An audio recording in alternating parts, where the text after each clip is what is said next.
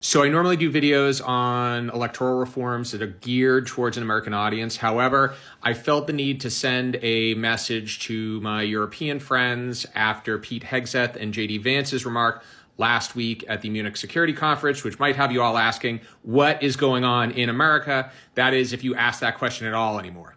Now, for those of you not in the know, at that conference, both JD Vance and Pete Hegseth seemed to do an about-face on the Biden administration's support for Ukraine in its war against Russia, and also on 80 years of partnership with European allies as part of NATO.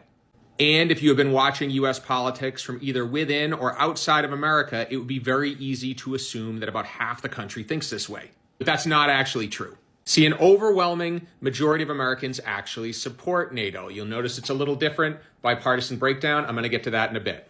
And a plurality of Americans feel that we're either doing enough or should do more to support Ukraine than those who feel that we might be doing too much.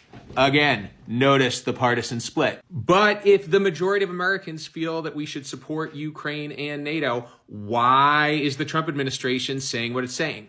Now, we often like to talk about America having a two-party system, but it's kind of an overly simplistic view. You see, because of the way we run elections in this country, we have a whole bunch of political factions that are crammed clumsily into two broad parties. This particular diagram I took from the New York Times. It was an analysis run by political scientist Lee Drutman and provides a great breakdown of the American electorate into 6 political subgroups. Now, this spot over here in the right-hand corner is Trump's base. And these folks right up here, marked patriots, are the ones who are the most staunchly anti-Ukraine. They comprise about 7% of voters on the whole, but a good chunk of Trump's support.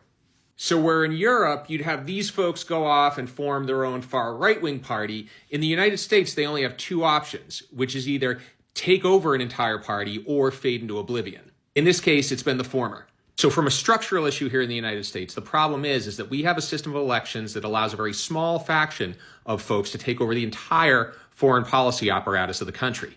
So it's not that the majority of Americans feel that way. It's just that we have a system that makes it look like they do.